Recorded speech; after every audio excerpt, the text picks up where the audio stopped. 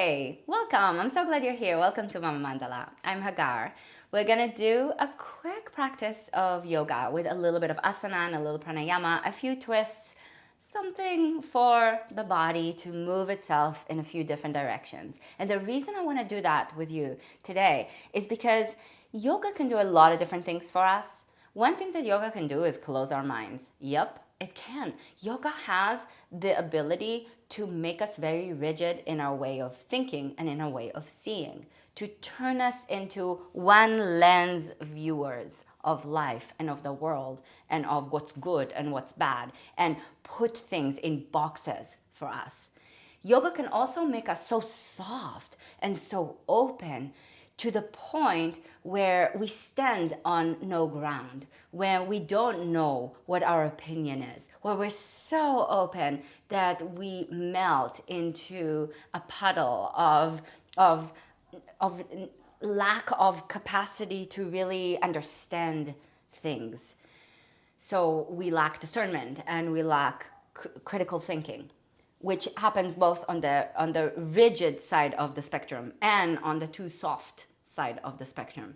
Yoga also has the capacity to move us through a serpentine vision, through a serpentine kind of a path where we twist and we turn, where we see things from one perspective and we weave the understanding and the information and the knowledge through our center, through our core, through who we are, and then take our view as we move with life in the opposite direction.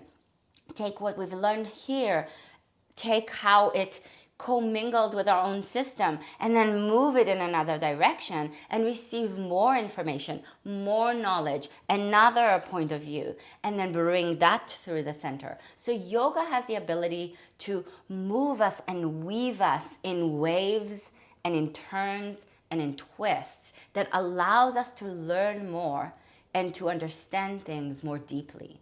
It allows us to strengthen and open, to create clear boundaries and wide receptivity.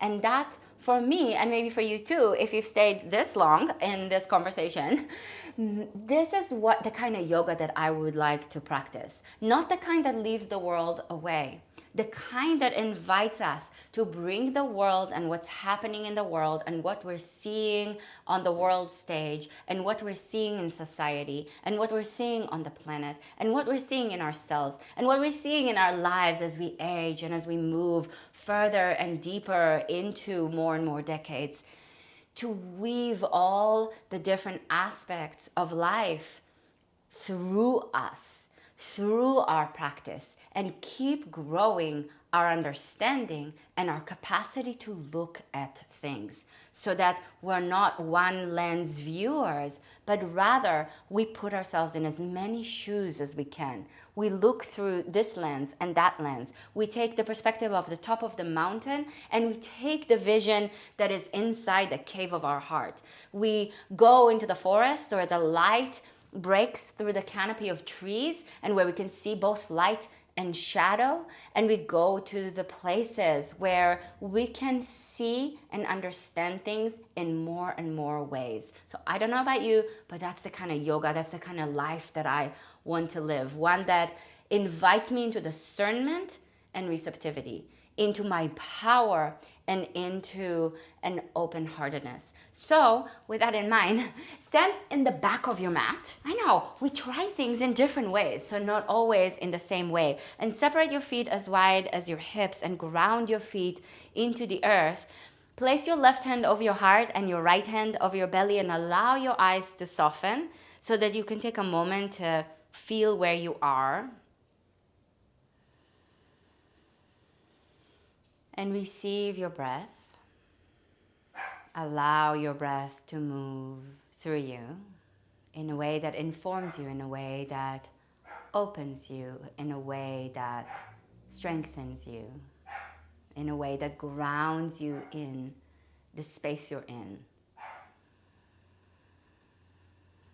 And then bring a tone, create a tone in the back of the throat and begin to breathe Ujjayi Pranayama, a tone in the back of the throat that receives the breath, receives the power of the breath that is definitely It's in a way, our breath is much stronger than us because our breath is bigger than us, because the breath is the life force that pours into us. It's the planet breathing, exhaling into us as we inhale.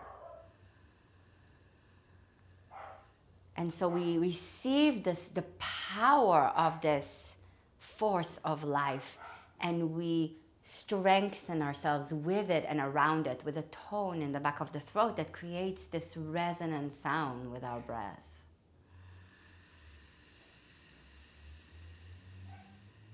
And if you're not quite sure how to do that, you can exhale with your mouth open and make this sighing sound. And then close your mouth and breathe through your nose, trying to make that sound with your inhalation.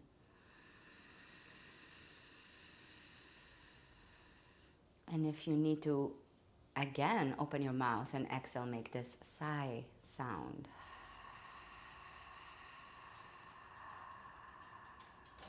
And then inhale, make that sound again with your mouth closed through your nose.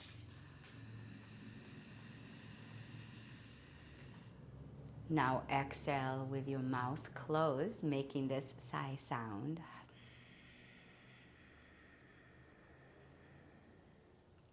And with an inhalation, release your arms and stretch them up and over the head, still breathing Ujjayi breath.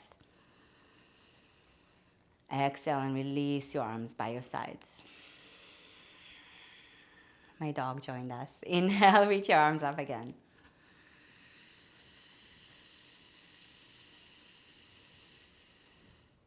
And exhale, slowly release your arms, circle them around you.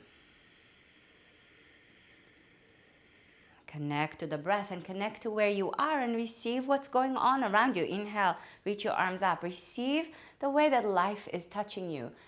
Exhale, bend the knees and reach your arms through the sides and bring your belly to your thighs and your fingertips all the way to the floor, crown of the head toward the floor. So we're changing directions of viewing the world. Inhale and stretch your chest forward, heart forward, still bend in your knees. And if you can't touch the floor like that, you can put your hands, exhale, fold back in on a stool or on a chair, on a couch, on a table, or even on the wall. Inhale, look forward, still breathing through Ujjayi breath, through the strength that you are cultivating around the power of life. Exhale, fold back in. And one more time, still with your knees bent, look forward, send your chest forward, halfway up. Hips back, chest forward, exhale, slowly fold back in. Reach your arms up as you inhale, knees bent, hips back, chest forward. Rise up and interlace your fingers over your head, turn your palms up and stretch your upper body. Lift through the upper body as your feet root down. Deep breath in. Exhale, bend the knees and reach your hips back, your chest forward and fold all the way forward, fingertips to the floor. Inhale and look forward. If you feel okay, you can stretch your legs straight. Exhale, fold back in. Now bring your left hand to the outside of your right shin and bend your right elbow so you can look underneath your right armpit. Now, if the flexibility is not there for you, again, you can put a hand on a block or on a stool. You can even maybe put the forearm on your thigh and twist this way. You can put your hand on a wall and twist this way. So there are ways for you to modify if you need to.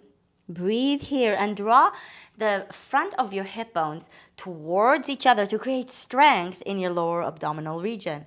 Draw the sides of the ribs towards the center of your body in the front, toward the middle of your belly, so that, again, there's strength in your abdominal region. And through the strength, twist and open your chest a little bit more up towards the sky so your breastbone, your sternum, turns up towards the sky with the strength in the lower part of your body.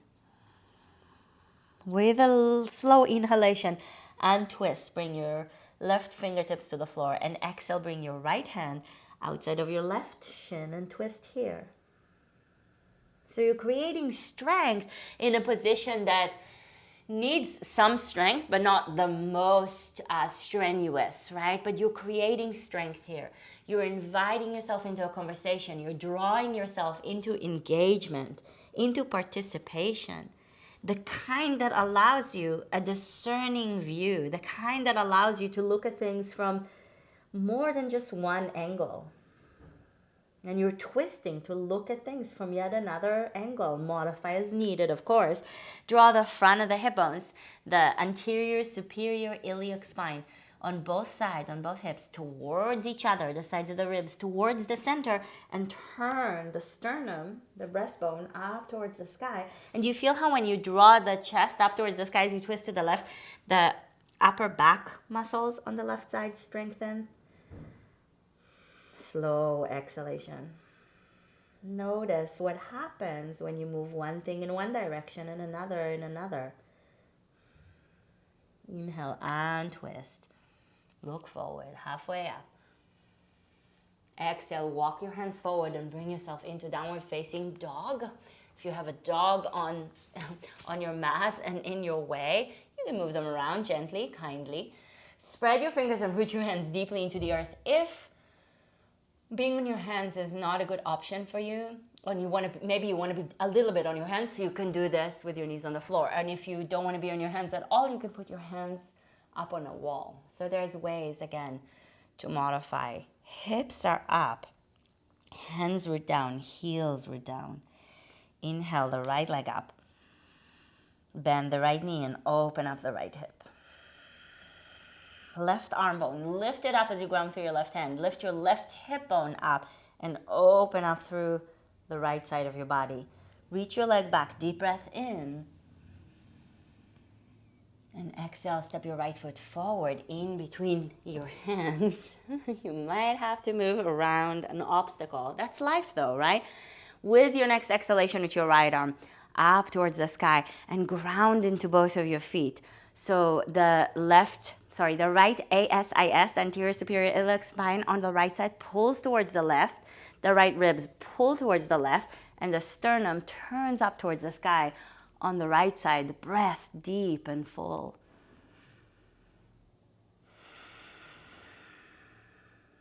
With a slow inhalation, untwist, hands to the ground, exhale, step back, downward facing dog, Adho Mukha Svanasana. Inhale, bring your shoulders over your wrists to plank pose.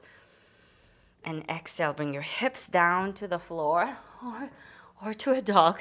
Sorry, Gracie. Keep your hands rooted. Point your feet, spread your toes. And this is cobra pose, right? So this is that serpentine vision. You can move your serpent. You can move the snake a little side to side because that's what the snake mythologically, metaphorically is good for turning the vision side to side. That's why it's the symbol of the goddess. The goddess in many ancient culture had snakes as her symbol. Deep breath in. Exhale, tuck your toes, stretch up and back, downward facing dog, because the feminine encoded the feminine as a code, not a gender. Inhale the left leg up. Bend the knee and open up your hip. The feminine is able, in code, in metaphorical language, in mythopoetic language, to look at things from different angles. She's the mother of the universe, so she's more inclusive in a way, but it's not inclusion in the way of making excuses for something immoral or horrific. Inhale, reach your leg back. Exhale, step the foot forward in between your hands. But it's a more complex view on life. Left hip bone, left ASIS toward the right, left ribs towards the right as you reach your left arm up to the sky and turn the sternum up towards the sky. Breathe slowly. Breathe deeply as you lengthen through your spine, down all the way through your sacrum and your tailbone and up all the way to the back of your head and the crown of the head, and turn your chest up to the sky. Untwist with a slow inhalation. And exhale, stretch up and back into downward facing dog, Adho Mukha Svanasana, ground through your hands, ground through your legs, reach up through your hips. If this is available for you, stay rooted in your right hand, especially through the inner edge of your hand and the tips of your fingers, and bring your left hand underneath to grab a hold of the outside of your right shin. If this is too much for you, your knees can be on the floor and you can hold on to the outside of your thigh. If this is still too much, if your hands are on the wall, you can bring your hand, you can bend your knees a little bit and bring your hand outside of your knee. So there's ways to modify. Keep grounding through your right hand if you're down dogging it, and reach your hips up high as your front of the hip bones, ASISs, move towards each other, sides of the ribs towards the center. Turn your chest up to the sky, and then inhale and twist, left hand down. And exhale, bring your knees down to the floor, hips back. I want your hands to have a moment to rest. And then all the way back into downward facing dog when you're ready. Bring your right hand outside of your left shin and breathe. Modify as needed. Ground through the inner edge of your left hand and the tips of your fingers on your left hand. Draw the front of the hip bones towards one another, the sides of the ribs towards the center, and turn your sternum out towards the sky. Try to stabilize in the lower belly and stabilize in the lower back. So the upper back twists, but the lower back stays more stable. Going with your spine's abilities. Inhale, right hand down. And exhale, knees to the floor and go a little bit back and forth, back and forth. Inhale to all fours with your shoulders over your wrists, and exhale, bring your hips down and your chest forward and up. Draw the top part of your shoulders, the heads of the arm bones, back into their sockets without pumping your chest forward so much that you're bending your spine too hard. Okay, so keep your toenails down and draw the heads of the arm bones back just enough. Broaden through your collarbones. Keep strengthening your abdominal region even here, so the sides of the ribs move towards the center. And the breath is deep and full. How open? Open enough. How strong? Strong enough, not forcing. Exhale to all fours. Inhale the left arm to the left, reach it to the left, and then exhale, slide your left arm underneath your right, left shoulder to the floor, come up higher in the fingertips of your right hand, right elbow to the sky, root the fingertips down, and turn your chest up to the sky. And notice here as you breathe also, how do you feel? I can feel how my hip wants to lean more to the right. So draw the right front of the right hip bone toward the left, right side of the ribs towards the left side of the ribs, and keep that as you turn your chest up to the sky. And keep rooting down through the fingertips of your right hand so the right elbow lifts up, and then there's more engagement in your upper back as you open your chest up. And twist, inhale. And exhale, move the hips a little bit side to side. Maybe circle them around. And back to center as you inhale, reach your right arm to the right. And with a slow exhalation, slide your right arm underneath your left.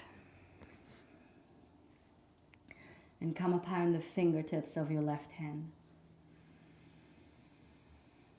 Strengthen in your abdominal region and in the lower part of your spine. So the left anterior superior iliac spine, front of the hip bone on the left side, moves towards the right. Left side of the ribs moves towards the right.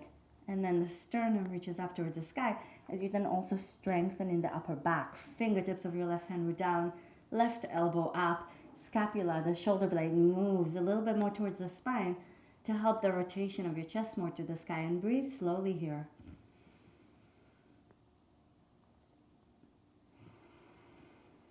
Allow yoga to melt you enough so that you don't become rigid in your thinking.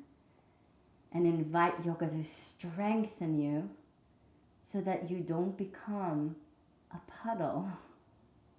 Inhale and twist, right? We want to do both. or at least I do. Maybe you do too. Exhale, big toes to touch, knees wide apart, hips back, forearms to the earth. So in a world right now that is so revolving so much around social media, where the information that we're getting is so influenced by algorithm and is steeped in other people's opinions and often is steeped in other people's indoctrination, our yoga can be our homework in not becoming so vulnerable to how information comes at us, and not become so rigid in how we view things because we are in an echo chamber. And so we breathe and we question ourselves instead of getting too stuck. And we breathe and we empower ourselves and each other to open up the conversation instead of closing it. And so in the pose of the child that is the embodiment of play, we make the process playful, enjoyable, with real curiosity.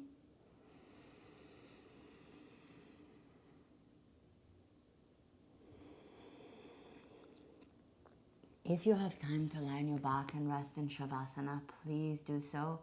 And if you don't, and you need to get going into whatever is next for you, I thank you so much for joining me. I thank you whether you go down into Shavasana or whether you're going into your day. And I invite you to put a like on this video if you liked it, and subscribe to our channel if this is an interesting conversation for you, and head over to mamamandala.com. Subscribe to our mailing list there. Lots of interesting questioning and weaving together of metaphors and myths into our everyday life in this world is happening there. So make sure to subscribe, and I will see you soon. Thank you so much for being with me on this winding, twisty path. Namaste.